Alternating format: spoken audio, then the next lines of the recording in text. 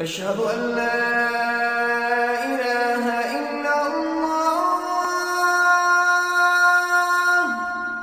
السلام عليكم ورحمة الله وبركاته. الحمد لله نحمده ونستعينه ونستغفره ونؤمن به ونتوكل عليه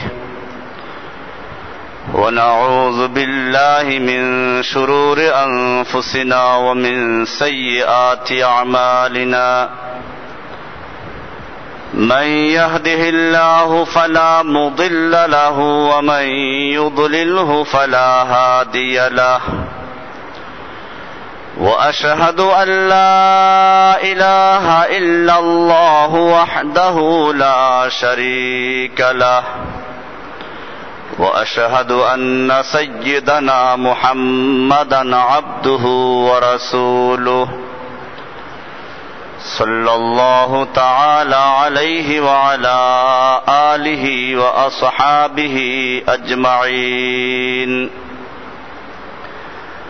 أما بعد فأعوذ بالله من الشيطان الرجيم.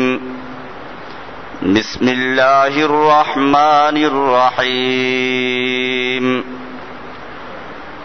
أو كالذي مر على قرية وهي خاوية على عروشها قال أنى يحيي هذه الله بعد موتها فأماته الله 100 عام ثم بعثه قال كم لبثت قال لبثت يوما أو بعض يوم قال بل لبثت 100 عام فانظر إلى طعامك وشرابك لم يتسنه وانظر إلى حمارك ولنجعلك آية للناس وانظر إلى العظام كيف ننشزها ثم نكسوها لحما فلما تبين له قال أعلم أن الله على كل شيء قدير. কুরআনুল কারীম সূরা বাকারা এর 259 নম্বর আয়াত তেলাওয়াত করা হলো। কুরআনুল কারীমের মূল আলোচ্য বিষয় হচ্ছে তিনটি। কয়টি? তিনটি। একটা হচ্ছে তাওহীদ, 2 নাম্বার হলো রিসালাত, 3 নাম্বার হলো মাআদ বা আখিরাত। তাওহীদ, রিসালাত, আখিরাত, কয়টা হলো? কি কি বলেন? তাওহীদ, রিসালাত, আখিরাত, এই তিনটা হচ্ছে কুরআনুল কারীমের মূল আলোচ্য বিষয়। সূরা ফাতিহার মধ্যেও এই তিনটি বিষয় উল্লেখ করা আছে। আমরা সূরা বাকারার 255 এবং 56 নম্বর আয়াতে তাওহীদ সম্পর্কে বিস্তারিত আলোচনা শুনেছি। এরপরে আল্লাহ রাব্বুল আলামিন 3টা ঘটনা উল্লেখ করেছেন, যার একটা ঘটনা আমরা গত সপ্তাহে আলোচনা করেছিলাম। একজন রাসূল এবং নবী, যিনি আরেকজন দুনিয়াদারের সঙ্গে তর্কে লিপ্ত হয়েছিলেন, সেটাও ছিল মূলত আল্লাহর পরিচয়, আল্লাহর রুবুবিয়্যতকে নিয়ে। ইব্রাহিম আলাইহিস সালাতু ওয়াস সালামের সঙ্গে নমরুদের ঝগড়া হলো, বিতর্ক হলো। সেখানে আল্লাহ তাআলা উল্লেখ করেছিলেন যে আপনি কি ওই লোককে দেখেন নাই বা শুনেন নাই যে তার রবের ব্যাপারে ইব্রাহিমের সঙ্গে বিতর্কে লিপ্ত হয়েছিল। আল্লাহ তাআলা তাকে সম্পদ দান করেছিলেন, ক্ষমতা দান করেছিলেন। উচিত ছিল আল্লাহর নেয়ামতের শুকরিয়া আদায় করার, তা না করে সে বরং আল্লাহর ব্যাপার নিয়ে ইব্রাহিমের সঙ্গে ঝগড়া লিপ্ত হয়েছিল। কি ঝগড়া হয়েছিল আমরা গত সপ্তাহে শুনেছিলাম। ইব্রাহিম আলাইহিস সালাম তাকে বললেন, রব্বিয়াল্লাযী ইউহয়ী ওয়া ইউমীতু, আমার রব হচ্ছেন তিনি যিনি ইউহয়ী ওয়া ইউমীতু, জীবিত রাখেন এবং মৃত্যু দান করেন। লোকটা বলল, আমিই তো মানুষকে জীবিত করি আর মৃত্যু দেই। জেলখানার থেকে দুইজন কয়েদি নিয়ে আসলো, একজনের ব্যাপারে হুকুম দিল একে মেরে ফেলো, আর একজনের ব্যাপারে হুকুম দিল একে ছেড়ে দাও। এটা করে সে বলল, এই তো আমি একজনকে মৃত্যু দিলাম আর একজনকে জীবন দিলাম। ক্বালা আনা উহয়ী ওয়া উমীতু, আমি তো তাকে জীবন দেই মৃত্যু দেই, তো তুমি আবার কোন রবের দাওয়াত দিচ্ছ? ইব্রাহিম আলাইহিস সালাতু ওয়াস সালাম দেখলেন যে এই বোকাকে এভাবে বুঝান যাবে না, এই জন্য তিনি আরেকটু উপরে চলে গেলেন। ফাইন্নাল্লাহা ইয়াতি বিশ-শামসি মিনাল মাশরিক ক্বালা ইব্রাহিমু, ইব্রাহিম আলাইহিস সালাতু ওয়াস সালাম বললেন, ফাইন্নাল্লাহা ইয়াতি বিশ-শামসি মিনাল মাশরিক, আমি যেই রবের দাওয়াত দেই, আমি যে আল্লাহর পক্ষ থেকে দাওয়াত দিচ্ছি, তার কাজ হচ্ছে তিনি পূর্ব দিক থেকে সূর্য উদয় করেন, পশ্চিম দিকে ডুবান। ফাতি বিহা মিনাল মাগরিব, তুমি যদি পারো তাহলে পশ্চিম দিক থেকে উদয় করো। লোকটা কিন্তু বলতে পারতো যে আরে আমি তো পূর্ব দিক থেকে উদয় করি, পশ্চিমে ডুবাই, তোমার রবকে বলো সে পারলে উল্টাটা করুক, এটা বলতে পারতো না? কিন্তু সে বলে নাই। এক তো হচ্ছে যে আমি যেটা সব সময় বলে থাকি যে দুনিয়ার কুফফাররা যারা নিজেদেরকে রব দাবি করেছে, আল্লাহ দাবি করেছে, এরা কি অর্থে দাবি করেছিল এটা আমাদের বুঝতে হবে। কোন কাফের, ফেরাউন বলেন, নমরুদ বলেন, তারা কেউ নিজেকে আসমানের রব দাবি করে নাই, চন্দ্র সূর্যের রব দাবি করে নাই, বরং আসমানের রব যে ভিন্ন আছেন এটা তারাও বিশ্বাস করত। কোরআনে পরিষ্কার আয়াত আছে, ফেরাউনও বিশ্বাস করত আল্লাহ আছে। ক্বালাল মালাউ মিন কওমি ফিরআউনা আতাযারু মূসা ওয়া কওমাহু লিয়ুফসিদু ফিল আরদ ওয়া ইয়াযারাকা ওয়া আলিহাতাকা। ফেরাউনকে তার সভাসদ, তার মন্ত্রীবর্গ বলল যে তুমি মূসাকে এবং তার সাথী সঙ্গীদেরকে কি এই সুযোগ দিবে? মূসাকে এবং তার সম্প্রদায়কে এই সুযোগ দিবে? লিয়াযারাকা ওয়া আলিহাতাকা লিয়ুফসিদু ফিল আরদ, তারা দুনিয়াতে ফিতনা ফাসাদ করবে ওদের ভাষায়, আর তোমাকে এবং তোমার আল্লাহদেরকে বর্জন করবে, তোমাকে এবং তোমার আলেহাদেরকে, আল্লাহদেরকে বর্জন করবে। তাহলে বোঝা গেল ফেরাউনও কিছু আল্লাহ মানত। এজন্য এই নমরুদ, ফেরাউন যারাই যুগে যুগে নিজেদেরকে আল্লাহর আসনে বসিয়েছে, সেটা আসমানের আল্লাহকেও দাবি করে নাই। ফেরাউন সম্পর্কেও একই কথা, নমরুদ সম্পর্কে একই কথা, এমনকি আবু জাহেল, আবু লাহাবদের সম্পর্কে একই কথা। আবু জাহেলরা কখনো দাবি করে নাই তারা আল্লাহ, আসমানের আল্লাহ দাবি করে নাই, তারা আল্লাহ মানত। বদরের যুদ্ধে আল্লাহর রাসূল সাল্লাল্লাহু আলাইহি ওয়াসাল্লাম যখন মক্কার কুফফারদের বিরুদ্ধে লড়াই করতে যাচ্ছেন, বদরের যুদ্ধ যেদিন সংঘটিত হবে তার আগের রাতে দুই দল দুই তাঁবুতে আছে। আল্লাহর রাসূল সাল্লাল্লাহু আলাইহি ওয়াসাল্লাম আল্লাহর দরবারে সিজদা করছেন আর বলছেন, রব্বুল আলামিন, তুমি যদি চাও তোমার এই জমিনে তোমার ইবাদত কেউ না করুক, তোমার তাওহীদের কথা কেউ না বলুক, তাহলে তুমি আমাদের শেষ করে দাও।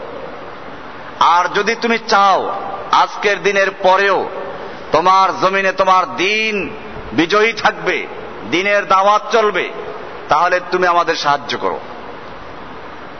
আল্লাহ রাসূল সাল্লাল্লাহু আলাইহি ওয়াসাল্লাম দোয়া করছেন, অপরদিকে আবু জাহেলও দোয়া করে, হে রব্বে কাবা, কাবার মালিক, কাবার রব, আমরা তোমার ঘর তৈরি করেছি, আমরা তোমার হাজীদেরকে পানি পান করাই। হে কাবার মালিক, আমাদের ধর্মের থেকে বাপ দাদার ধর্ম ত্যাগ করে একজন লোক বেদিন হয়ে গেছে, মুহাম্মদ সাল্লাল্লাহু আলাইহি ওয়াসাল্লাম বেদিন হয়ে গেছে। সে আমাদের বাপ দাদার ধর্মকে বর্জন করেছে। তাহলে বোঝা গেল আবু জাহেল দোয়া করছে কার কাছে? এবং তার বিশ্বাস যে সে হকের উপর আছে, মুহাম্মদ সাল্লাল্লাহু আলাইহি ওয়াসাল্লাম বেদিন হয়ে গেছে। এরপরে সে আরো একটা কথা বলল, আল্লাহ, এই দুইটা দলের মধ্যে যে দলটা তোমার কাছে বেশি হক এবং বেশি প্রিয়, আগামীকাল যুদ্ধে তুমি তাকে সাহায্য করো। তার মানে আবু জাহেল নিজে যে হকের উপরে আছে এই ব্যাপারে তার কোনো সন্দেহ ছিল না। নইলে এরকম দোয়া করে নাকি? আল্লাহর রাসূল সাল্লাল্লাহু আলাইহি ওয়াসাল্লাম বদরের যুদ্ধে যখন বিজয় লাভ করলেন, সাহাবায়ে কেরামদেরকে বললেন যে আবু জাহেল এই দোয়া করেছিল, আল্লাহ তাআলা দোয়া কবুল করেছেন। সে দোয়া করেছিল এই দুইটা দলের মধ্যে যেটা হক তাকে সাহায্য করো। আল্লাহ তাআলা তার হক দল নবীর দলকে সাহায্য করেছেন আর ওর দলকে চরমভাবে ধ্বংস করেছেন। তাহলে বোঝা গেল, নমরুদকে যখন ইব্রাহিম আলাইহিস সালাতু ওয়াস সালাম বললেন যে আমার রব তো তিনি যিনি পূর্ব দিক থেকে সূর্য উদয় করে পশ্চিম দিকে ডুবান, তুমি পারলে উল্টাটা করো। নমরুদ পাল্টা বলতে পারতো যে আরে বেটা, আমি তো পূর্ব দিক থেকে উঠাই পশ্চিম দিকে ডুবাই, তুমি পারলে তোমার রবকে বলো পশ্চিম দিক থেকে উঠাও পূর্ব দিকে ডুবাক। এটা নমরুদ বলে নাই। কেন বলে নাই? কারণ সেও বিশ্বাস করে চন্দ্র সূর্যের মালিক আর একজন আছে। এজন্য সে কি উত্তর দিবে? তার কাছে আর কোন উত্তর আসলো না। কোরআন বলছে ফাবুহিতাল্লাযী কাফার, এই কাফের ব্যক্তি হতভম্ব হয়ে গেল, নির্বাক হয়ে গেল, তার কোন উত্তর আসলো না। আল্লাহু লা ইয়াহদিল কওমাজ জালিমিন, আল্লাহ তাআলা জালিমদেরকে কখনো হেদায়েত দান করেন না। এখানে বোঝা গেল যে আল্লাহর পক্ষে যারা থাকবে আল্লাহ তাআলা তাদের সাহায্য করবেন, এটার একটা প্রমাণ পাওয়া গেল। এবং ইব্রাহিম আলাইহিস সালাতু ওয়াস সালামের দাওয়াতের পদ্ধতি আমরা জানতে পারলাম। এবারে আর একটা ঘটনা, দ্বিতীয় ঘটনা, তিনটা ঘটনা এখানে উল্লেখ করা হবে। 2 নম্বর ঘটনা হচ্ছে যেটা আজকে তেলাওয়াত করা হলো, আও কাল্লাযী মাররা আলা ক্বরিয়াতিন ওয়া হিয়া খাফিয়াতুন আলা উরুশিহা। আপনি কি ওই ব্যক্তির ঘটনা শুনেন নাই? আল্লাযী মাররা আলা ক্বরিয়াতিন, যে ব্যক্তি একটা ক্বরিয়া, একটা জনপদ দিয়ে যাচ্ছিল, ওয়া হিয়া খাফিয়াতুন আলা উরুশিহা, যেই জনপদের ঘর বাড়িগুলো খাফিয়াতুন, বিরান হয়েছিল, জনশূন্য হয়েছিল, এবং সে ঘরগুলো পড়েছিল আলা উরুশিহা, তার ছাদের উপরে। বন্যায় যখন বাতাসে ঘর বাড়ি ফেলে দেয় তখন দেখা যায় যে টিনগুলো, ছাদগুলো পড়ে যায়, তার উপরে খুঁটিগুলো গিয়ে পড়ে। এরকম একটা ছাড়া বাড়ি। এটা আল্লাহ তাআলা বলছেন যে ওই জনপদটা এমন ভাবে বিরান হয়ে গিয়েছিল, কোনো মানুষ ছিল না, জনমানব শূন্য অবস্থায় বাড়ি ঘরগুলো ছাদের উপরে পড়েছিল। ক্বালা আন্না ইউহয়ী হাযিহিল্লাহু বা'দা মাউতিহা। এখান দিয়ে এই যে লোকটা যাচ্ছিল, যে আল্লাহ ওয়ালা যাচ্ছিলেন, তিনি মনে মনে চিন্তা করলেন আন্না ইউহয়ী হাযিহিল্লাহু বা'দা মাউতিহা।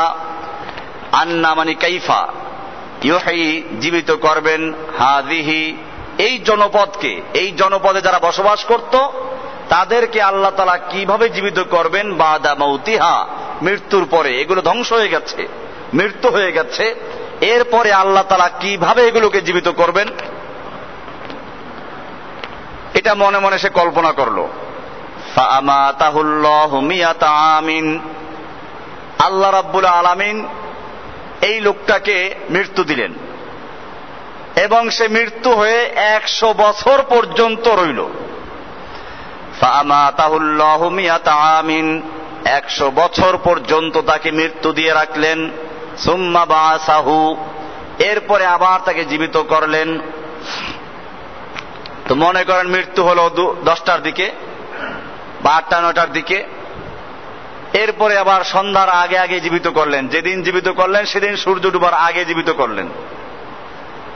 এরপরে তাকে জিজ্ঞেস করলেন, ক্বালা কাম লাবিস্তা, কতদিন ঘুমাইলা? ক্বালা লাবিস্তু ইয়াওমান আও বা'দা ইয়াওমিন, সে বলল যে একদিন অথবা একদিনের কিছু কম অংশ, যদি ওই যে খুচরা অংশ বাদ দেওয়া হয় তাহলে একদিন, আর যদি ওই অংশ ধরা হয় তাহলে একদিনের কিছু কম।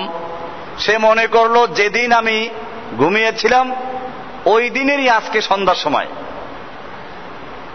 এই জন্য সে বলল যে একদিন বা একদিনের কিছু কম। আল্লাহ তাআলা বললেন, ক্বালা বাল লাবিস্তা মিয়াতা আমিন, বরং তুমি তো 100 বছর পর্যন্ত ঘুমিয়েছিলে। ফানজুর ইলা তাআমিকা ওয়া শারাবিকা লাম ইয়াতাসান্না, এই লোকটার সঙ্গে একটা গাধা ছিল এবং গাধার পিঠে তার খাবার ছিল।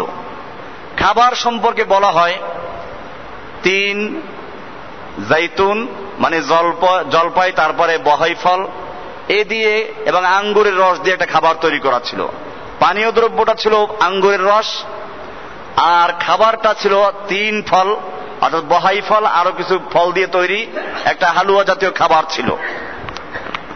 সাধারণত নিয়ম হলো যে এই খাদ্যগুলো 1-2 দিনে নষ্ট হয়ে যায়, আর তার সঙ্গে যে গাধাটা ছিল, গাধা স্বাভাবিকভাবে সে খাবে, চলাফেরা করবে, 2-4-10 বছর বাঁচবে, এটাই স্বাভাবিক। কিন্তু আল্লাহ তাআলা উল্টা করলেন তাকে বুঝানোর জন্য। ক্বালা কাম লাবিস্তা, তুমি কতদিন এই অবস্থায় ছিলে? ক্বালা লাবিস্তু ইয়াওমান আও বা'দা ইয়াওমিন, সে বলল যে আমি একদিন বা একদিনের কিছু কম সময় ঘুমিয়েছি।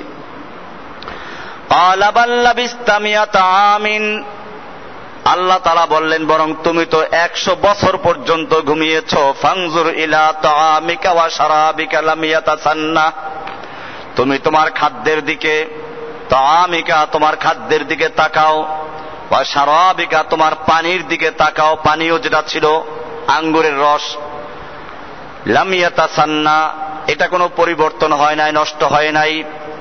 অনজুর ইলা হিমারিকা, এবারে তুমি তোমার গাধার দিকে তাকাও।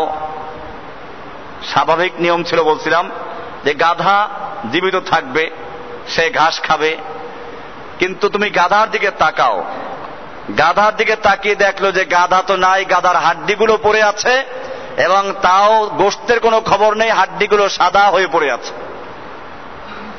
এই অবস্থায় যখন সে দেখলো, আল্লাহ তাআলা বলছেন ওয়ালিনাজআলাকা আয়াতাল লিন্নাসি, আমি তোমাকে মানুষের জন্য নিদর্শন বানাতে চাই।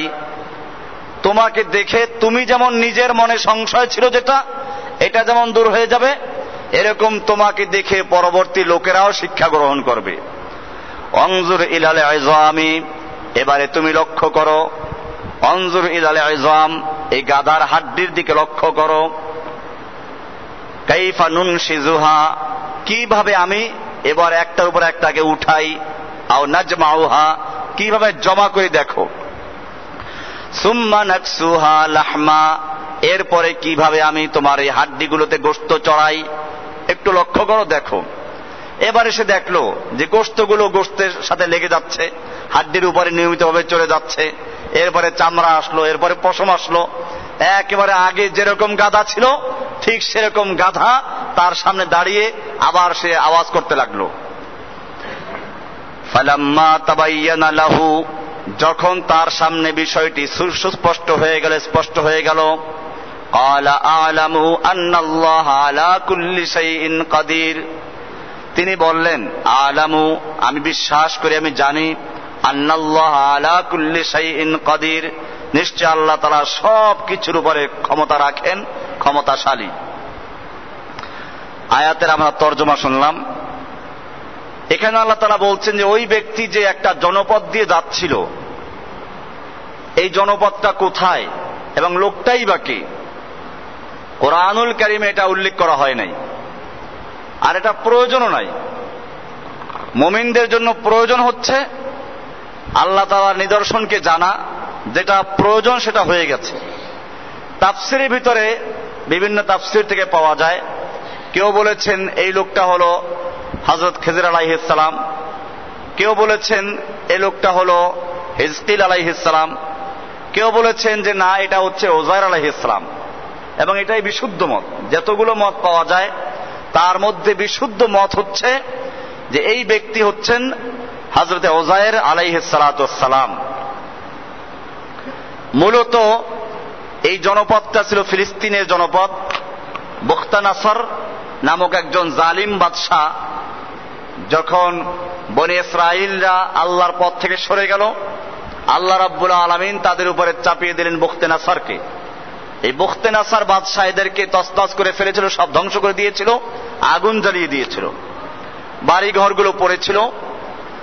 এটা যখন সে দেখলো তখন সে মনে মনে কল্পনা করেছিল, বিশ্বাস তো ছিল। যেমন সামনে আর এক ঘটনা আসবে, সেখানে আপনারা দেখবেন ইব্রাহিম আলাইহিস সালাম আর একটা প্রশ্ন করেন আল্লাহকে, যে এখানেও এই লোকের বিশ্বাস ছিল, যা বোঝা যায়, কারণ কথার থেকে বোঝা যায় সে মুমিন ছিল। আর মুমিনরা পরকালকে বিশ্বাস করবে, এটাই স্বাভাবিক। এজন্য উযায়ের আলাইহিস সালাতু ওয়াস সালাম মনে মনে চিন্তা করলেন, আল্লাহ তো জীবিত করবেন ঠিক, কেমনে করবেন, পদ্ধতিটা কি হবে, এই সংশয়টা তার মনে ছিল। সত্যিকার অর্থে আল্লাহওয়ালা যারা যারা আল্লাহর পথে চলতে চায়, আল্লাহ তাআলা তাদেরকে হেদায়েত দান করেন এবং তাদের সাহায্য করেন। এরপরে তাফসিরে আরো কিছু পাওয়া যায় যেগুলো সহিহ তাফসির থেকে বর্ণিত না। উনি যখন 100 বছর পরে জীবিত হলেন, এরপরে নিজের বাড়ি গেলেন। তো বাড়ি গেলে পরে তার ছেলে পাশের মসজিদে তাফসির করছিল, বা ওই সময় যেটা কোরআনের বাণী ছিল, আসমানি কিতাব ছিল, তার দরস দিচ্ছিলেন। উনি সেখানে গিয়ে বসলেন আর মনে মনে কল্পনা করলেন যে মাশাআল্লাহ খুব ভালো আলেম, এরকম যদি আমার কোনো সন্তান হতো। এরপরে যখন তাফসির শেষ হয়ে গেল, ওই আলেম সাহেব বাড়ি যাচ্ছেন আর উনি ওনার বাড়ি যাচ্ছেন। আলেম সাহেব বাড়ি গিয়ে ঢুকলেন, এরপরে পিছনে পিছনে এই বুড়া মিয়া গিয়ে ঢুকলেন। আলেম সাহেব বলে, আপনি কোথায় যাচ্ছেন? বলে, তো আমার বাড়ি। বলে, কি বলছেন আপনার বাড়ি, আপনি কে? তো যাই হোক, শেষ পর্যন্ত বিতর্ক হলো, পুরাতন মানুষদেরকে তালাশ করা হলো, গ্রামের সবচেয়ে বুড়ি একজন পাওয়া গেল। সেই বুড়ি দেখে না চোখে। এগুলো অবশ্যই ইসরায়েলি রিওয়ায়াত থেকে সমর্থিত, সহিহ কোন রিওয়ায়াত আমি এগুলো পাই নাই। কিছু দুর্বল হাদিস থেকে, দুর্বল তাফসীর থেকে পাওয়া যায় এগুলো। এই জন্য এগুলোর উপর ঈমান রাখাও জরুরি না। এই বুড়ির কাছে যাওয়া হলো, বলা হলো যে এরকম ভাবে 100 বছর আগে কোন লোক এখান থেকে নিরুদ্দেশ হয়ে গিয়েছিল কিনা, গায়েব হয়ে গিয়েছিল কিনা। তো বুড়ি বলল যে হ্যাঁ, আমাদের একজন নবী ছিলেন উযায়ের আলাইহিস সালাম, তিনি এরকম কোথায় চলে গেছেন কেউ জানে না। বলে, তাকে তুমি চিনো কি করে, চিনবা কিনা? তো বুড়ি বলল যে আমি তাকে এখন তো দেখার সুযোগ নেই, আমার সেই নবীর কিছু মুজিজা ছিল, সেইগুলো আমি বলতে পারি। তার একটা মুজিজা ছিল, অন্ধ লোকদের চোখে হাত বুলালে ভালো হয়ে যেত।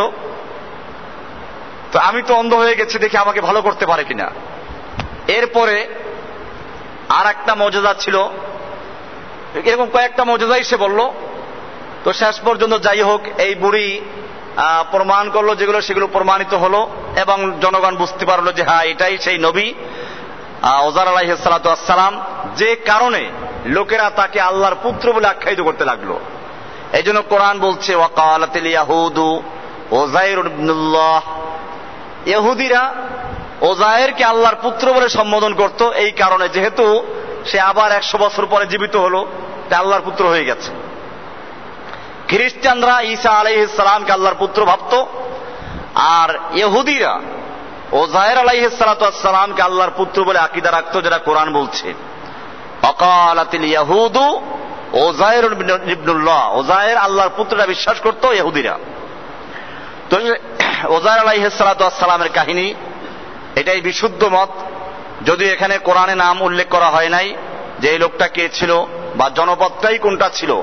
কোরআন শুধু এতটুকু বলেছে, আও কাল্লাযী মাররা আলা ক্বরিয়াতিন, ওই ব্যক্তি, যে ব্যক্তি পথ অতিক্রম করছিল, আলা ক্বরিয়াতিন, কোন একটা জনপদের কাছ দিয়ে, ওয়াহিয়া খাফিয়াতুন আলা উরুশিহা, যে জনপদের বাড়ি ঘরগুলো পড়েছিল, আলা উরুশিহা, উরুশ ছাদের উপরে পড়েছিল।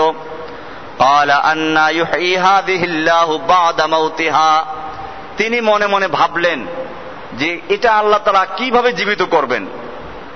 পরকালের প্রতি ঈমান রাখা ইসলামের একটা মূল বিষয়। কুফফারদের সঙ্গে মুমিনদের যে মৌলিক বিষয়গুলো নিয়ে পার্থক্য, তার মধ্যে একটা হচ্ছে তাওহীদ, যেটা শুরুতে বলেছিলাম যে আল্লাহ আছেন, এই কথা যুগে যুগে সমস্ত কুফাররাই বিশ্বাস করত। আল্লাহ আছেন এই কথা নিয়ে কোনো দ্বন্দ্ব ছিল না। বাকি এক আল্লাহই আছেন, তিনি সর্বময় ক্ষমতার মালিক, আর কার আনুগত্য করা যাবে না, এইখানে ছিল গন্ডগোল। ওরা বলতো আল্লাহ ও আছে, দেবদেবীও আছে, আল্লাহ ও আছে, মূর্তিও আছে, আল্লাহ ও আছে, আমাদের শাসকদের আইনও মানতে হবে, আল্লাহর আইনও মানতে হবে, আবার মানুষের দেশের আইন যেটা আল্লাহর আইনের বিরোধী তাও মানতে হবে, আল্লাহকেও মানতে হবে, খাজা বাবাদেরকেও মানতে হবে, আল্লাহকেও মানতে হবে, মাজারওয়ালাদের ক্ষমতাও মানতে হবে। এইভাবে শিরিক করত লোকেরা।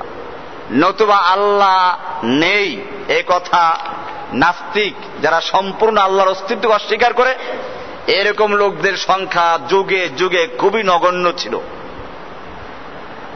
এজন্য প্রথম বিষয় হচ্ছে এটা আমাদের সাথে আগের যুগের কুফফার এবং বর্তমান যুগের কুফফারদের সঙ্গে পার্থক্য। নতুবা আপনি দেখবেন বর্তমান যুগের ইহুদিরা আল্লাহর কথা বলে, হিন্দুরা আল্লাহর কথা বলে, এরকম ভাবে যত ধর্ম আছে সব ধর্মের লোকেরাই বলে আল্লাহ আছে, সৃষ্টিকর্তা আছেন, ভিন্ন ভিন্ন নামে ডাকে। কিন্তু মুসলমানদের বুঝতে হবে যে আল্লাহ ইসলামের সঙ্গে ওদের পার্থক্য হচ্ছে আশহাদু আল্লা ইলাহা, আল্লাহই আছেন আর কেউ নাই, আল্লাহই সমস্ত ক্ষমতার মালিক, অন্য কারো ক্ষমতা নাই, আল্লাহই সন্তান দেওয়ার মালিক, অন্য কারো সন্তান দেওয়ার অধিকার নাই, আল্লাহই সমস্ত মকসুদ পূরণ করার মালিক, অন্য কোনো মকসুদ পূরণ করার মালিক নেই, আল্লাহই একমাত্র আইন দেওয়া বিধান দেওয়ার মালিক, অন্য কোনো আইন বিধান দেওয়ার কোনো এখতিয়ার নেই, অধিকার নেই। এইভাবে আল্লাহই সমস্ত কিছুর পরিবর্ধন করেন। দুনিয়ার কোনো মানুষের কোনো পরিবর্তন করার ক্ষমতা নাই। যুগে যুগে লোকদের আকীদা ছিল যে আল্লাহর ক্ষমতার মধ্যে বুজুর্গরা হস্তক্ষেপ করতে পারে, বিভিন্ন পরিবর্তন করতে পারে, এবং বুজুর্গেরা আল্লাহর ইচ্ছাকে থামিয়ে দিতে পারে। এসব বিশ্বাস আগেও ছিল, এখনো আছে। এদের সঙ্গেই মূল পার্থক্য হচ্ছে মুওয়াহিদিনদের, তাওহীদবাদী মুসলিমদের আর মুশরিকদের পার্থক্য। 2 নম্বর পার্থক্য যারা আজকের আলোচনায় আছে তা হলো তারা পরকাল বিশ্বাস করত না।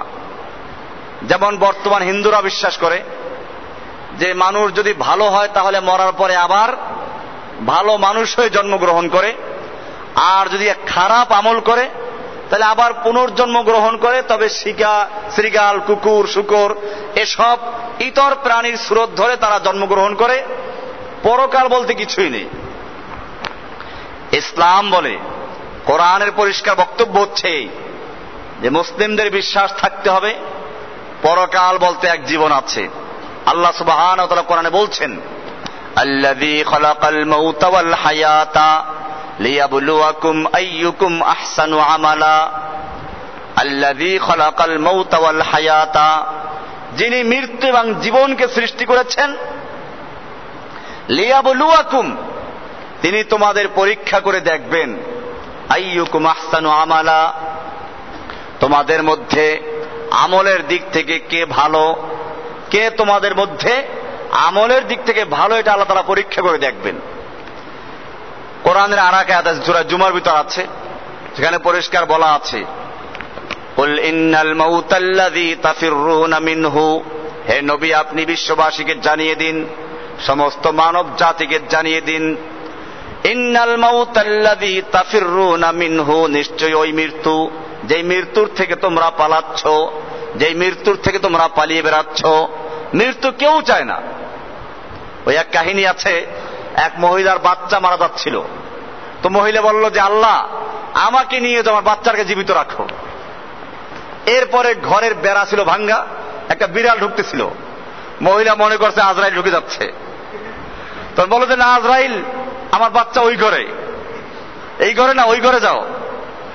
তার মানে হচ্ছে মৃত্যু ওই বলা সহজ যে আল্লাহ তুমি আমাকে নিয়ে আমার বাচ্চাকে জীবিত রাখো, আর যখন বিড়াল ঢোকা শুরু করছে মনে করছে আজরাইল বোধহয় ঢুকে যাচ্ছে এখনই আমার জান কবজ করার জন্য, কিন্তু না না আজরাইল আমার বাচ্চা ওই করে, ওকে নিয়ে যাও, ওখান থেকে নিয়ে যাও। দুনিয়ার কোন মানুষ চায় না যে তার মৃত্যু হোক। এই জন্য আল্লাহ তাআলা বলছেন ইন্নাল মাউতাল্লাযী তাফিররুনা মিনহু, তুমি যে মৃত্যুর থেকে পালাচ্ছ, ফাইন্নাহু মুলাকীকুম, নিশ্চয়ই এই মৃত্যু তোমার সাথে মোলাকাত করেই ছাড়বে। মৃত্যুর হাত থেকে বাঁচার কোন উপায় নেই। কোরআনে আর এক আয়াতে বলা আছে কুল্লু নাফসিন যায়িকাতুল মাউত, প্রত্যেকটা প্রাণীকে মৃত্যুর স্বাদ গ্রহণ করতেই হবে। আল্লাহ তাআলা সেটা বলছেন ফাইন্নাহু মুলাকীকুম, এই মৃত্যু তোমাদের সঙ্গে মোলাকাত করেই ছাড়বে। সুম্মা তুরাদ্দুনা ইলা আলিমিল গায়বি ওয়াশ শাহাদাতি, এরপরে তোমাদেরকে তুরাদ্দুনা ফিরিয়ে নেওয়া হবে, তোমাদেরকে ফেরত দেওয়া হবে এমন এক মহান সত্তার সামনে, আলিমিল গায়বি ওয়াশ শাহাদাতি, যিনি দৃশ্য অদৃশ্য সবকিছু ইলম রাখেন, তার সামনে তোমাদেরকে উপস্থাপন করা হবে। ফায়ুনাব্বিউকুম বিমা কুনতুম তা'মালুন, অতঃপর তিনি তোমাদেরকে অবহিত করবেন। ফায়ুনাব্বিউকুম, তোমাদেরকে জানিয়ে দিবেন, অবহিত করবেন। বিমা কুনতুম তা'মালুন, তোমরা যা কিছু করছিলে সব তোমাদেরকে জানিয়ে দিবেন। কিয়ামতের মাঠে আমলনামা যখন সামনে আসবে, পাপীরা তখনই বুঝতে পারবে, বলে হ্যাঁ যদি কিতাব না দেওয়া হতো। কিতাব যখন হাতে পাবে, নেককার যারা তারা আনন্দে বলবে হা উমুকরাউ কিতাবিয়া, আসো আসো আসো, বন্ধু বান্ধবকে ডাকবে, আসো আমার কিতাবটা পড়ে দেখো কি সুন্দর লেখা আছে। পক্ষান্তরে যাদের আমলনামা বাম দিক থেকে পিছন দিক থেকে বামাতে আসবে, তারা বলবে ইয়া লাইতানি লাম উতা কিতাবিয়া, হায় আফসোস এই কিতাবটা যদি আমাকে না দেওয়া হতো কতই না ভালো হতো। মালি হাযাল কিতাবি লা ইউগাদিরু সাগীরাতান ওয়ালা কাবীরাতান ইল্লা আহসাহা, এ কেমন এক কিতাব, লা ইউগাদিরু সাগীরাতান ওয়ালা কাবীরাতান, যে ছোট বড় কোনো কিছুই ছাড়ে নাই। কোন দিন ছোট গুনাহ করেছি, কোন দিন বড় গুনাহ করেছি, সবগুলো লেখা আছে। এই জন্য খেয়াল রাখতে হবে, ফেরেশতারা সব লেখেন। কোরআনে বলা আছে কিরামান কাতিবিনা ইয়ালামুনা মা তাফআলুন, বিমানে যেরকম ভাবে ব্ল্যাক বক্স থাকে, এটা সব রেকর্ড হতে থাকে। দুর্ঘটনায় পড়লে ওটাকে তালাশ করে যে ওটার থেকে তথ্য পাওয়া যাবে, ঠিক এরকম ভাবে আল্লাহ রাব্বুল আলামিন মানুষের সঙ্গে এই ব্ল্যাক বক্স তৈরি করে দিয়েছেন কিরামান কাতিবিন। কোরআনে আয়াত আছে কিরামান কাতিবিনা ইয়ালামুনা মা তাফআলুন, কিরামান কাতিবিন সম্মানিত লেখক ফেরেশতাগণ, ইয়ালামুনা মা তাফআলুন, তোমরা যা করো সবগুলো তারা জানে, সব লিখে রাখে, কোনো কিছু তারা ছাড়েন না। লা ইয়াসুনাল্লাহা মা আমারাহুম, আল্লাহ রাব্বুল আলামিন তাদেরকে যা হুকুম করেছেন সেখানে তারা কোন রকম ভাবে আল্লাহর হুকুমকে অমান্য করেন না, তারা সব লেখেন। কোন ফেরেশতারা ঘুষ খাইবে না। কিরামান কাতিবিনকে আপনি কি বলেন যে এই ফেরেশতা আমার সাথে ওর শত্রুতা আছে, আমার যত পাপ আছে গুনাহ আছে সব ওর আমলনামায় লিখবি, আর ওর যত নেক সবগুলো আমার আমলনামায় লিখবি, লিখবে না কিরকম? ফেরেশতারা ঘুষ খাবে না। কিরামান কাতিবিনা ইয়ালামুনা মা তাফআলুন, তোমরা যা কিছু করো কিরামান কাতিবিন সবগুলো লিপিবদ্ধ করছেন। এইভাবে সব লেখা হবে। এরপরে কিয়ামতের মাঠে কিতাব দেওয়া হবে। কিতাব দেওয়ার পরে মানুষেরা অস্বীকার করা শুরু করবে যে না আল্লাহ এটা আমি করি নাই। আল্লাহ তাআলা বলবেন তাহলে সাক্ষী পেশ করা যেতে পারে। চিন্তা করবে আমি তো এই অন্যায় করেছিলাম, দুনিয়ার কোনো মানুষে দেখে নাই, সম্পূর্ণ গোপনে এই কাজ করেছিলাম। সূরা ইয়াসিন আল্লাহ তাআলা বলছেন আল ইয়াওমা নাখতিমু আলা আফওয়াহিহিম, আল ইয়াওমা নাখতিমু আলা আফওয়াহিহিম, আজকে আমি তোমাদের মুখের উপরে মোহর লাগিয়ে দিব, তালাবদ্ধ করে দিব, মুখ বন্ধ করে দেওয়া হবে। ওয়া তুকাল্লিমুনা আইদিহিম, এবং তোমাদের হাতগুলো আমার সঙ্গে কথা বলবে, হাতে সাক্ষী দিবে, হাত কথা বলবে। ওয়া তাশহাদু আরজুলুহুম, এবং পা সাক্ষী দিবে। বিমা কানু ইয়াকসিবুন, তারা যা কিছু উপার্জন করেছে সবগুলো সাক্ষী দিবে। কোন কবি এর তর্জমা করেছেন দস্তে গোয়াদ মঞ্চুনি দুজদিদাম, লব্বে গোয়াদ মঞ্চুনি বুসিদাম, গোশে গোয়াদ চিদাম সামরুল কালাম, রেজলে গোয়াদ মাসিদা সোয়ে হারাম। হাত বলবে আমাকে দিয়ে চুরি করেছিল, আমাকে দিয়ে অন্যায় কথা লিখেছিল, সবগুলো হাত খুলে বলবে। ওয়াতাশহাদু আরজুলুহুম, এবং তার পায়ে সাক্ষী দিবে। বিমা কানু ইয়াকসিবুন, কান বলবে আমাকে দিয়ে হারাম কথা শুনেছিল, এরকম পা বলবে আমাকে দিয়ে হারাম কাজ করার জন্য চলেছিল। এইভাবে এক একটা অঙ্গ যখন তার ব্যাপারে সাক্ষী দিবে, তখন সে বলবে আল্লাহ আমি তো অন্যায় করেছি। কিন্তু তখন যত কান্নাকাটি করুক, এই কান্নাকাটি আর তার কোনো উপকার আসবে না। এই জন্য আল্লাহ তাআলা বলছেন যে মৃত্যুর পরে আবার কিভাবে জীবিত করা হবে সেটা আল্লাহ তাআলা এখানে ওনাকে জানিয়ে দিলেন। ফাকালা মুত, মরে যাও। মরলো, মরার পরে 100 বছর পর্যন্ত সে মৃত অবস্থায় রইল। এরপরে আল্লাহ তাআলা জীবিত করলেন। এজন্য মনে রাখতে হবে, আমরা যখন মায়ের পেটে ছিলাম, মায়ের পেটে থাকা অবস্থায় আমরা মনে করেছি এটাই সবচেয়ে বড় একটা এলাকা। ওইখানে থাকা অবস্থায় আমাকে যতই বলা হতো এরপরে তুমি যেখানে যাবে সেটা অনেক বড় জায়গা, এই মায়ের পেটে যেখানে আছো এর চেয়ে প্রায় 10 গুণ বেশি, আমরা বিশ্বাস করি নাই। আবার যখন দুনিয়াতে আসলাম, এখন বলা হচ্ছে এখান থেকে তোমাদের যেখানে যেতে হবে একটা আদনা বেহেশতবাসীকে 10 দুনিয়া বরাবর কমপক্ষে দেওয়া হবে। মানুষ এরা বিশ্বাস করে না। কিন্তু মায়ের পেটে আমরা যেখানে ছিলাম তার চেয়ে এই যে বর্তমান পৃথিবী, তার চেয়ে কত গুণ বড় হবে, অনেক বড়। কিন্তু আমাদের এটা বিশ্বাস ছিল না ওই সময়। ঠিক এখানেও যেরকম ভাবে বলা হচ্ছে ইনশাআল্লাহ মৃত্যু পরে সেটা বাস্তবায়ন হবে, তখন মানুষের আফসোস করবে আল্লাহ আমাদেরকে একটু সুযোগ দাও, একটু দুনিয়াতে গিয়ে আবার নেক আমল করে আছি। আল্লাহ তাআলা সূরা মুনাফিকুনের শেষে আছে, লাউলা খারতানি ইলা আজালিন করিবিন, আল্লাহ তুমি আমাদেরকে একটু সামান্য সময়ের জন্য সুযোগ দাও, ফাসাদদাকা ওয়া আকুম মিনাস সালিহিন, তাহলে আমি দুনিয়াতে গিয়ে দান খয়রাত সদকা করে আসব এবং একেবারে পিওর নেককার হয়ে আসব, একটু সময় দাও। আল্লাহ তাআলা কি বলছেন, ওয়ালাই ইউআখিরাল্লাহু নাফসান ইযা জাআ আজালুহা, যখন মৃত্যু এসে যাবে তখন কোন প্রাণীকে একটা মুহূর্ত পর্যন্ত সময় দেওয়া হবে না। মৃত্যু যখন আসবে একটা সেকেন্ডের জন্য, একটা মুহূর্তের জন্য তাকে সুযোগ দেওয়া হবে না। এই জন্য মৃত্যু আমাদের সামনে আসবে, এটাকে স্মরণে রাখা। কোন এক কবি নিজেকে নিজে সম্বোধন করে বলছেন, বিষ্ণু হাফেজ বতু গোয়াম কে গুলতা জানমি মানাত, যে হাফেজ তুমি কি লক্ষ্য করছো না দুনিয়ার সব কিছু ক্ষণস্থায়ী, বাগানের ফুল কত সুন্দর দেখা যায় কিন্তু কতক্ষণ সুন্দর।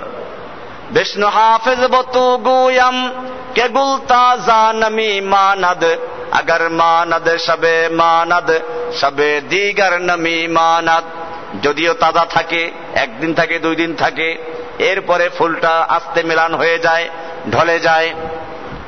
গুলাজ গুলশা জুদা গশতা তরো তাজা নমি মানদ, अगर मानद शबे मानद शबे दीगर नमी मानद, একটা ফুল যখন বাগানের থেকে ছিঁড়ে বাগান থেকে জুদা হয়ে যায় তখন আর তার সৌন্দর্য স্থায়ী থাকে না, ঢলে পড়ে যায়। ঠিক এরকম ভাবে তিনি আরো লেখছেন, हमेशा इज्जत मेहमा बे खाना नमी मानद, अगर मानद शबे मानद शबे दीगर नमी मानद। কারো বাড়ি যখন মেহমান আসে, দুনিয়ার নিয়ম হলো প্রথম দিন যখন মেহমান আসে তাকে কি খাওয়াবে, পোলাও খাওয়াবে, বিরিয়ানি খাওয়াবে, গরু খাওয়াবে, ছাগল মুরগি কি খাওয়াবে দিশেহারা হয়ে যায়। এরপরে যখন মেহমান কয়েকদিন থাকে, পুরাতন হয়ে যায়, তারপরে কি করে আস্তে আস্তে ডাল আলু ভর্তা। এরপরে মনে মনে চিন্তা করে মেহমান যায় না কেন, কবে যাবে। কবি সেই চিত্রই তুলে ধরেছেন, হামেশা ইজ্জতে মেহমা বয়খানা নমি মানাদ, একজন মেহমান যখন কারো বাড়িতে আসে তার মেহমানের সম্মান ইজ্জত দীর্ঘদিন থাকে না, 1 দিন 2 দিন 3 দিন পর্যন্ত থাকে, এরপরে আস্তে আস্তে কমতে থাকে। এটাই দুনিয়ার নিয়ম। হেজাবে নওয়ারু সাদর বরে শওহর নমি মানদ, अगर मानद शबे मानद शबे दीगर नमी मानद। নতুন বধূ, দুনিয়ায় বউ যখন বিয়ে করে, মেয়ে লোক বিয়ে করলো, নতুন বধূ আসলো, কি সুন্দর স্ত্রী, আর ঘোমটা কত সুন্দর দেয়, একেবারে মাথার কাপড়টা সামনে ঝুলে থাকে 1 হাত পর্যন্ত, আস্তে আস্তে পুরাতন হয়, মাথার কাপড়টা পর্যন্ত খবর থাকে না। এটাই কবি বলছেন। এইভাবে তিনি নিজেকে সম্বোধন করে বলছেন, তুমি কি দেখো না দুনিয়ার সব কিছু এরকম অস্থায়ী? বেহেশতে যাওয়ার পরেও আল্লাহু আকবার মানুষেরা এই যন্ত্রণায় ভুগবে। বেহেশতে যাওয়ার পরে হাদিসে বলা আছে, মানুষ যখন বেহেশতের নেয়ামত পাবে তখন খুব খুশি হবে, কিন্তু মনের মধ্যে একটা জ্বালা থাকবে।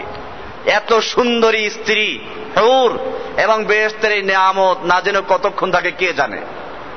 আল্লাহ তাআলা তো মনের খবর জানেন। বেহেশতের মধ্যে কবিতা, গান হুরদের মাধ্যমে আল্লাহ তাআলা শোনাবেন, সেগুলো বলা আছে হাদিসে। নাহনুল খালিদাতু ফালা নাবিদু ওয়া নাহনুন নাইমাতু ফালা নাবআসু ওয়া নাহনুর রাজিয়াতু ফালা নাসখাতু তুবা লিমান কানা লানা ওয়া কুন্না লাহু। এগুলো হচ্ছে বেহেশতবাসীদের গান। এই গানগুলোর অর্থ আছে। নাহনুল খালিদাতু, বেহেশতবাসীরা মনে মনে চিন্তা করছিল যে দুনিয়ার যত নেয়ামত ছিল এই সবগুলো ছিল অস্থায়ী, এখন এই যে হুর গেলমান যাই বলে সবগুলো কবে যেন শেষ হয়ে যায়। ওরা উত্তর দিয়ে দিবে, না, নাহানুল খালিদাতু ফালা নাবিদু, আমরা তোমাদের সঙ্গে চিরস্থায়ী হয়ে থাকব, চিরসঙ্গিনী হয়ে থাকবো, আমরা কখনো তোমাদের থেকে দূর হব না, আমরা কখনো তোমাদের ছেড়ে যাব না, দূর হব না। আবার চিন্তা করবে যে ঠিক আছে চিরস্থায়ী বুঝলাম, কিন্তু দুনিয়ার স্ত্রীরা যখন বিয়ে করেছিলাম তখন ছিল তাজা, এরপরে কিছুদিন যাওয়ার পরে আস্তে আস্তে বুড়ি হতে লাগলো, বুড়ি হয়ে গেছে, গালের গোশত ভেঙে গেছে, দাঁত পড়ে গেছে, চুল সাদা হয়ে গেছে, গোশত এবং হাড্ডির মাঝখানে, চামড়ার মাঝখানে হাড্ডি চলে গেছে, গোশত চলে গেছে, এরকম একটা দুশ্চিন্তায় ভুগবে। আল্লাহ তাআলা আবার উত্তর দেওয়াবেন, ওয়া নাহনুন নাইমাতু ফালা নাবআসু, আমরা তোমাদের সঙ্গে সব সময় থাকবো এবং আমাদের সৌন্দর্য, আমাদের তরতাজা, আমাদের রূপ কখনো মিলান হবে না। ওয়া নাহনুন নাইমাতু ফালা নাবআসু, আমরা তোমাদের সঙ্গে এখন যেরকম আছি এবং এরকমই থাকবো, বরং এর চেয়ে আরো সৌন্দর্য বাড়বে, এর চেয়ে কমবে না। আমাদের রূপ, আমাদের সৌন্দর্য কখনো কমবে না, কখনো মিলান হবে না। এরপরে আবার চিন্তা করবে, দুনিয়ার স্ত্রীদের অভিজ্ঞতা আছে, ভালো কাপড় দিতে পারলে খুব খুশি, ভালো খাবার দিতে পারলে খুব খুশি, আর যদি একদিন একটু উল্টো পাল্টা হয়ে যায়, আরে এই নেমো খারাপের কাছে সে ভালো খাবার পাই না কোনদিন। হাদিসে বলা আছে এটা মেয়ে লোকদের, সবার কথা বলছি না, অধিকাংশ মেয়ে লোকদের এই চরিত্র। আল্লাহর রাসূল সাল্লাল্লাহু আলাইহি সাল্লাম বলেছেন, মেয়ে লোকদেরকে যে তোমরা বেশি করে দান সৎকার করো, কারণ আমি জাহান্নামে তোমাদের সংখ্যাই বেশি দেখেছি। মা বোনরা যারা ঘরে বসে শুনছেন তারা খেয়াল করবেন। আল্লাহর রাসূল সাল্লাল্লাহু আলাইহি সাল্লাম বললেন, ইয়া মাশারান নিসা তাসাদ্দাকনা, হে মহিলাদের দল, মহিলারা তোমরা বেশি করে দান সদকা খয়রাত করবে। ফাইন্নী উরিতুকুন্না আকসার আহলিন নার, জাহান্নামীদের মধ্যে আমি তোমাদের সংখ্যাই বেশি দেখেছি। মেয়ে লোকেরা প্রশ্ন করলো, ইয়া রাসূলুল্লাহ লিমাযা, কারণ কি? জাহান্নামে মেয়ে লোকরা বেশি যাবে, কারণটা কি? আল্লাহর রাসূল সাল্লাল্লাহু আলাইহি সাল্লাম দুইটা রোগের কথা বললেন, দুইটা অভ্যাস তাদের, তাকফুরুনাল আশির ওয়া তাকসুরুনাল লানা। মেয়ে লোকদের 1 নাম্বার দোষ হলো তাকফুরুনাল আশির, তারা আশির মানে স্বামী, এখানে স্বামীর বেশি কুফরি করে, অকৃতজ্ঞতা হয়, অকৃতজ্ঞতা প্রকাশ করে।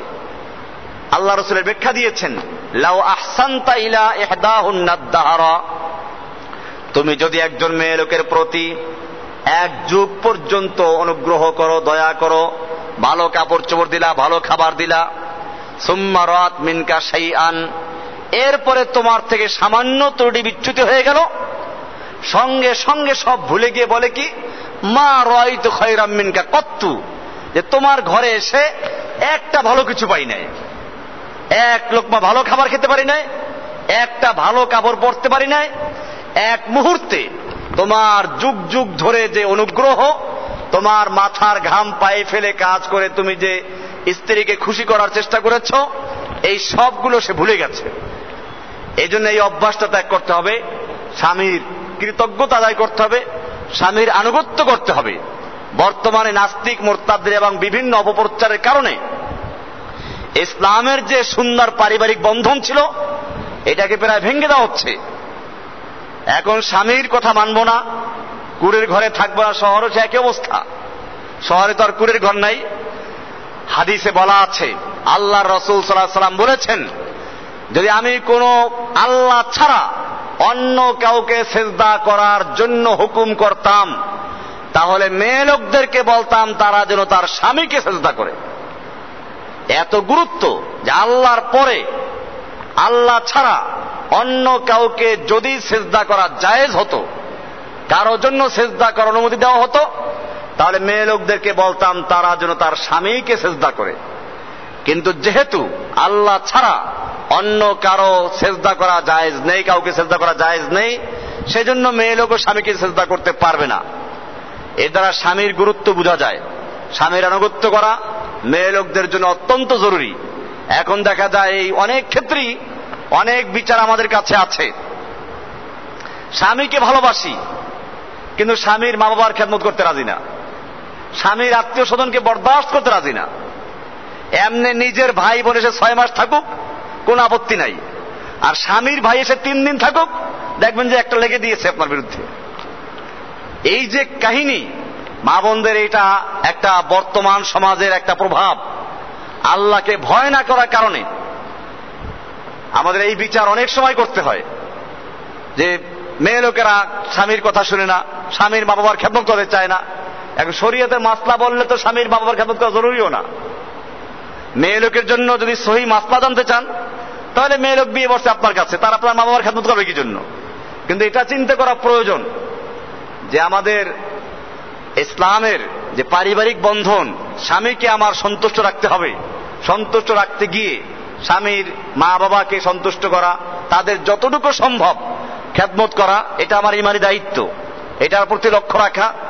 আবার ওই শ্বশুর শাশুড়িরও দায়িত্ব আছে, তাদেরও খেয়াল রাখতে হবে যে আমার ঘরে একটা মেয়ে এসেছে, নিজের মেয়ের মতোই মনে করতে হবে, কাজে তাকে ঘরে কোনো বান্দির মতো ব্যবহার করা যাবে না।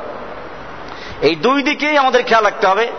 ঘরের একটা বিনা পয়সা বান্দি পাওয়া গেল আর সারাদিন আপনি কাজের হুকুম দিতে থাকলেন, এটা যেমন ঠিক না, এরকম ভাবে নতুন বধূরও ঠিক খেয়াল রাখতে হবে যে আপনি যেই ঘরটায় এখন এসেছেন, এই ঘরের যে শাশুড়ি একসময় সে ছিল এখানের কর্ত্রী নেত্রী, এই ঘরে তার কথা চলতো, এখন আপনি আসার পরে তার মনে ভয় ঢুকে গেছে যে আমার ছেলের চাবি টাবি সব তার হাতে, এই ঘরের নেতৃত্ব বোধহয় তার হাতে চলে যাচ্ছে, আমি বোধহয় অবসর হয়ে গেছি, এই দুশ্চিন্তা তার মনের মধ্যে আছে।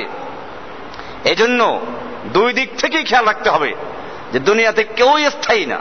তো যাই হোক, আমি চলে গেছি আর একদিকে, যে একদিকে এই মেয়ে লোকদের একটা অভ্যাস যে স্বামীর অকৃতজ্ঞ হয় তারা বেশি, এটা ত্যাগ করা উচিত। 2 নম্বর বিষয় হলো ওয়াতাকসুরনা লানা, বেশি বেশি তারা লানত দেয়, কথায় কথায় বলে বাচ্চারা একটু অন্যায় করলো, আল্লাহর গজব পড়ে না কেন, আর বরিশালের তো কথাই নাই, ঠাডা পড়ে না কেন, এসব কথা তারা বলবে। এই যে বরিশালের ভাষা, ঠাডা পড়ে না কেন, গজব পড়ে না কেন, তোকে ঝোলায় নেয় না কেন, এই সমস্ত যে কথাগুলো আছে এগুলো মেয়ে লোকরা বেশি বলে, এটা মরে যায় না কেন। এই 2টা বদঅভ্যাস, 2টা দুশ্চরিত্রের কারণে মেয়ে লোকরা জাহান্নামে বেশি যাবে। আল্লাহ সুবহানাহু ওয়া তাআলা আমাদের স্ত্রী সন্তানদেরকে, আমাদের মা বোনদেরকে এর থেকে বাঁচার তৌফিক দান করেন, আমিন। বলছিলাম যে বিষয়টা যে আল্লাহর রাসূল সাল্লাল্লাহু আলাইহি ওয়াসাল্লাম বলেছেন মেয়ে লোকরা এরকম এই অভ্যাসগুলো ত্যাগ করতে হবে। দুনিয়াতে অভিজ্ঞতা থাকার কারণে যখন মানুষেরা বেহেশতে যাবে, বেহেশতে গিয়ে চিন্তা করবে যে দুনিয়ার স্ত্রীদের মতো এখন তো মাশাআল্লাহ খুব হাসি খুশি, কয়দিন যে হাসি খুশি থাকে তা তো জানা নাই। আল্লাহ রাব্বুল আলামিন হুরদের মাধ্যমে আবার উত্তর দিয়ে দিবেন, ওয়া নাহনুর রাজিয়াতু ফালা নাসখাতু, আমরা তোমাদের দুনিয়ার স্ত্রীদের মতো নই, আমাদের তোমার কাপড় চোপড় দেওয়ার দরকার নেই, তেল সাবান দেওয়া দরকার নেই, সোনো পাউডার দেওয়ার দরকার নেই। ওয়া নাহনুর রাজিয়াতু ফালা নাসখাতু, আমরা তোমাদের উপরে সব সময় সন্তুষ্ট থাকব, সব সময় সন্তুষ্ট থাকব, কখনো আমরা অসন্তুষ্ট হব না। তুবা লিমান কানা লানা ওয়া কুন্না লাহু, কত সৌভাগ্যশীল তারা যারা আমাদেরকে পেয়ে গেল, আমাদের জন্য যারা হয়ে গেল তারা কত সৌভাগ্যশীল। এই জন্য দুনিয়াতে যখন কোন স্ত্রী কোন দিনদার নেককার লোকদেরকে মন্দ বলে ঝগড়া করে, তখন ওই জান্নাতের হুরেরা তারা আল্লাহর কাছে আবেদন করে বলতে থাকে, এই দুনিয়ার মেয়ে, তোর কাছে আমার স্বামী কয়েকদিনের জন্য যায় গিয়ে তুই কেন তাকে তিরস্কার করছিস? তোর থেকে অচিরে আমার কাছে চলে আসবে, তুই তাকে এরকম ঝামেলা করিস না। হুরেরা এরকম বলতে থাকে। এই জন্য মা বোনদের খেয়াল রাখবে, নেককার স্ত্রী যদি হয় আলহামদুলিল্লাহ স্বামীর সঙ্গে জান্নাতে থাকবে, তখন জান্নাতের হুরদের চেয়েও তাকে আরো সুন্দর করে আরো ভালো করে আল্লাহ রাব্বুল আলামিন তার চিরসঙ্গিনী করে দিবেন। আর যদি স্ত্রী স্বামীর সঙ্গে ঝগড়া করে, স্বামীর অবাধ্য হয়, এই স্ত্রী ওই স্বামীর সঙ্গে আর জান্নাতে যেতে পারবে না, জাহান্নামে যাবে। এই জন্য জান্নাতে যাওয়ার পরে এই যে দুশ্চিন্তা থাকবে, হুরেরা বলে দিবেন যে না, আমরা তোমাদের সঙ্গে চিরস্থায়ী ভাবে আছি।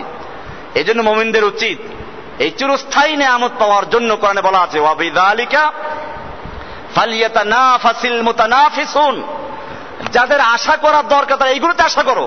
দুনিয়ায় কি একটা মেয়ের পিছে ঘুরঘুর করো, কি এতিম অসহায়ের মতো দাঁড়িয়ে থাকে। পার্কে গিয়ে দেখেন না, স্কুল কখন ছুটি হবে, কলেজ ছুটি হবে, সেই সময় দাঁড়িয়ে থাকে। অথচ এই মেয়েগুলোকে হাদিসে বলা আছে, এইগুলো একদিন দুদিন আমাশা হয়ে গেলে পরে পেট খারাপ হলে এর গাল ভেঙে যায়, এর কি হয়ে যায়, এর চোখ দিয়ে ময়লা পড়ে, নাক দিয়ে ময়লা পড়ে, মুখ দিয়ে ময়লা পড়ে, পিছন দিয়ে ময়লা পড়ে, সামনে দিয়ে ময়লা পড়ে। তুমি এর পিছনে কেন? বেহেশতের হাউরদের কথা আছে এই হাদিসের মধ্যে আছে, জান্নাতি মেয়েদের সিফাত আছে। হাদিসে বলা আছে, লা ইয়াতফুলুনা, কখনো তারা থুতু ফেলবে না। জান্নাতের হুরদের কি হবে না? থুতু হবে না। লা ইয়াতফুলুনা, থুতু ফেলবে না। ওয়ালা ইয়াতাগাব্বাতুনা, তারা কখনো পেশাব পায়খানা করবে না, পেশাব পায়খানা হবে না। ঘাম আসবে, সেই ঘামগুলো মেশক আম্বারের মতো সুগন্ধের মতো বের হবে, মানুষ খাবে। তো খেলে পরে সেখানে এই সুগন্ধি বের হবে, এর দ্বারা তাদের খাবার হজম হয়ে যাবে। আবার এরকম ভাবে খাবার খাবে, এরকম খেতে থাকবে, ফল খাবে, এরকম ভাবে তারা খাবে। আর ওখানে এইভাবে এগুলো ঘামের সাথে বের হয়ে চলে যাবে, ডেকুর নিবে, এর সাথে শেষ হয়ে যাবে, এক ডেকুরে সব শেষ, আবার খাবে। এরকম খাওন কেমন, আল্লাহু আকবার। বলা হাদিস, সেগুলো বলতে গেলে অনেক সময় চলে আসবে। যে জান্নাত, দুনিয়াতে মুরগি যেগুলো আমরা পালি, এই মুরগি ধরতে গেলে কত ঝামেলা, গ্রামের মুরগি ধরতে গেলে দৌড়িয়ে ঠিক পাওয়া যায় কোথায় গেল। আর জান্নাতে আল্লাহু আকবার, জান্নাতের পাখিগুলো সামনে চলে আসবে। একটা পাখি আসবে, আমাকে খাও, কুলনি ইয়া ওলি আল্লাহ, হে আল্লাহর ওলি তুমি আমাকে খাও, আর একটা আমাকে খাও। একটা আসবে ভুনো হইয়া, আর একটা আসবে ঝোল হইয়া, একটা আসবে যে আরে ওরা তো একটা এক একদিকে, আমি অর্ধেক ভুনো অর্ধেক ঝোল, আমাকে খাও। ইন্নী রুইতু মান তাহতাল আরশ, আমি আরশের নিচে লালিত পালিত হয়েছি। জান্নাতের